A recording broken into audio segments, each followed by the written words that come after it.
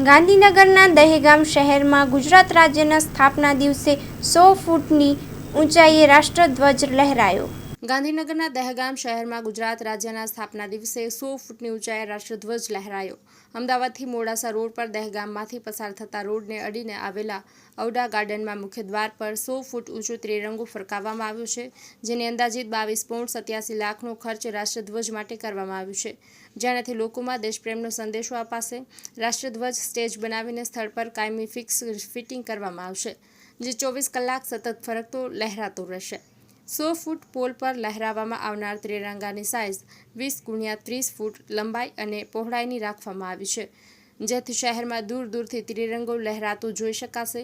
ત્રિરંગો રોજે રોજ જોવાનો લાહવો હવે શહેરના નાગરિકોને મળશે।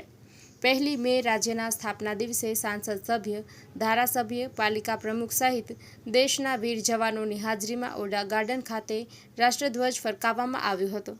આ પ્રસંગે અમદાવાદ પૂર્વ સાંસદ હસમુખભાઈ પટેલ, ધારાસભ્ય બલરાજસિંહ ચૌહાણ, નગરપાલિકાના પ્રમુખ વૈશાલીબેન સોલંકી, દહેગામ તાલુકાના તમામ હોદ્દેદારો તથા જિલ્લા પંચાયતના સદસ્યો, તાલુકા પંચાયતના સદસ્યો, દહેગામ તાલુકાના તમામ સરપંચ અને સિનિયર આગેવાનો, કાર્યકર્તાઓ મોટી સંખ્યામાં હાજર રહ્યા હતા। અહેવાલ બાય મા ન્યૂઝ, પ્રતિનિધિ અમિત પટેલ, ગાંધીનગર। भारतीय जनता पार्टी शासित दहेगाम नगरपालिका द्वारा गुजरात स्थापना दिवसની ઉજવણીનો કાર્યક્રમ રાખવામાં આવ્યો હતો। આજની ઉજવણી વિશિષ્ટ રીતે કરવામાં એટલા માટે આવી કે આજે દહેગામ નગરપાલિકાએ 100 ફૂટ ઊંચો રાષ્ટ્રધ્વજ લહેરાવીને દહેગામની જનતાને હંમેશ માટે રાષ્ટ્રીય ભાવના જાગૃત રહે, રાષ્ટ્ર પ્રત્યે સમર્પિત ભાવ પેદા થાય, ઉત્તમ કાર્યથી સ્થાપના દિવસની ઉજવણી કરી છે।